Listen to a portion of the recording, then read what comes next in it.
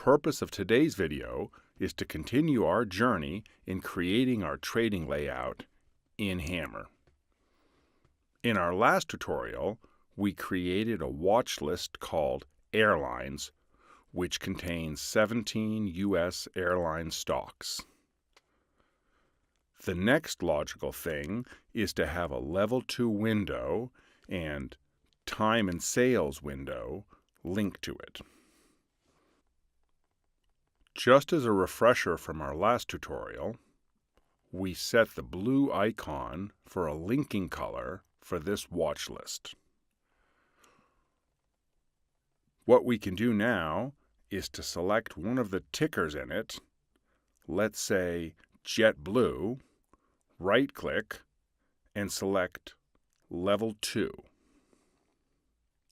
Alternatively, we can select the symbol Save and press Ctrl-L from the keyboard. What it does is it actually opens a Level 2 window for the selected ticker.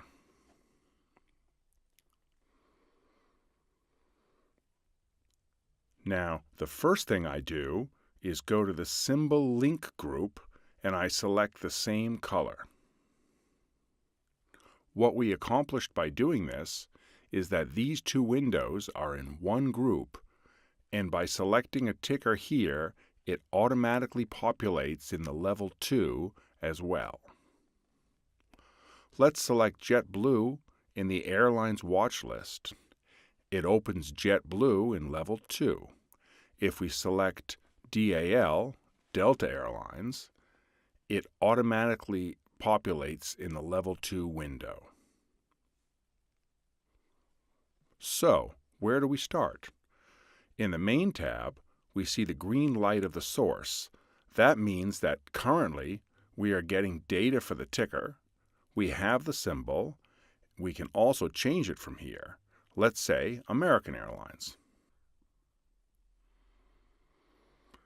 We have a View tab where we can select which columns to view.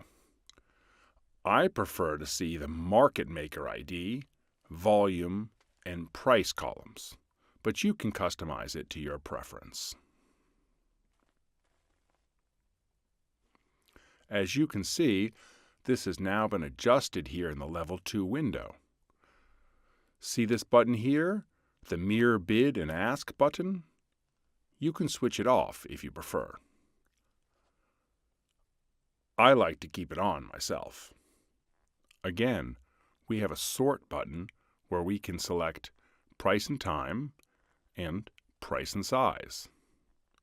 My preferred view is to have it sorted by price and size, so I will just leave it like this. Then we can select the color sets. You remember this from the watch list. Feel free to customize it to your liking.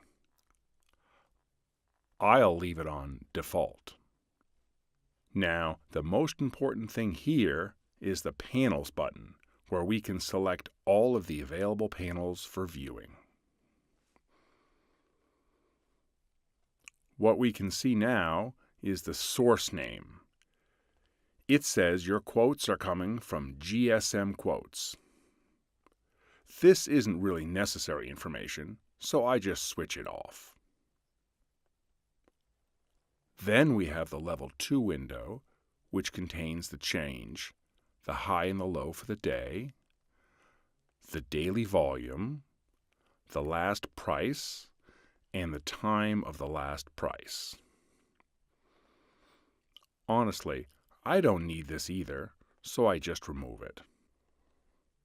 Then what we are left with is the aggregate debt, where you can see on the buy side, for example, at a price of $20.73, there are this many shares at this level.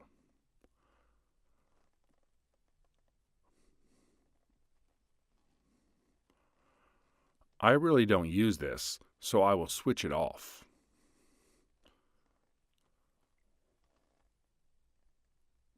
What we are left with now is the debt graph. I don't use it as well. Here, there's an important checkbox named Hide Odd Lots, which allows us to hide or show them. For this symbol, it doesn't really make a difference, so I just leave it as is.